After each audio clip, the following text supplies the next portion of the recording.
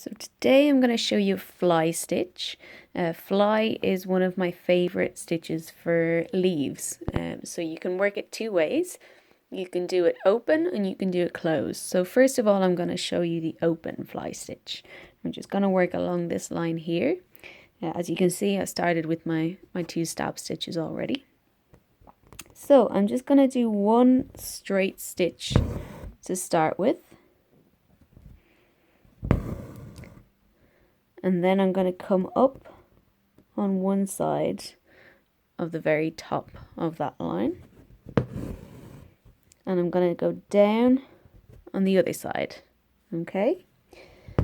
And now you're going to keep a loop of thread there. You don't want to pull all the way through. You're going to come up at the very bottom of that straight stitch. Okay? You're going to pull through and make sure you catch that loop of thread. Pull it nice and tight so you get a kind of a V shape. Okay, and then you're going to come down. Same length that the straight stitch is. You're going to come down about that much. Oh. There we go. The thread's having a bit of a moment. Okay, so that's your first one.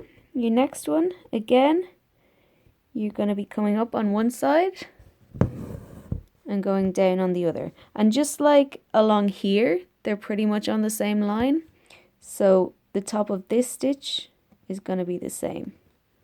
Okay, that's kind of your new line there. So again, keep that loop and just up at the bottom of that previous stitch and pull nice and tight. Okay, so to make sure that's nice and even, you want to make sure that your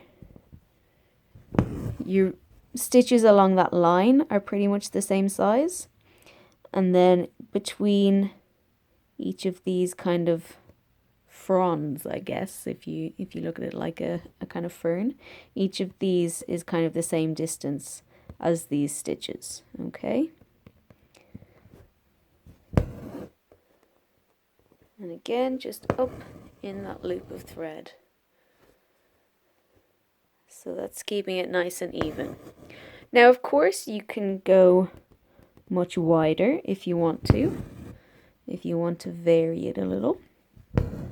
Because, of course, leaves aren't always exactly symmetrical or anything. So you can make it different sizes if you want to. There's nothing wrong with that. You can go from small to big or big to small. Whatever you feel like. But that's pretty much the gist of it there. So just up on one side, down on the other,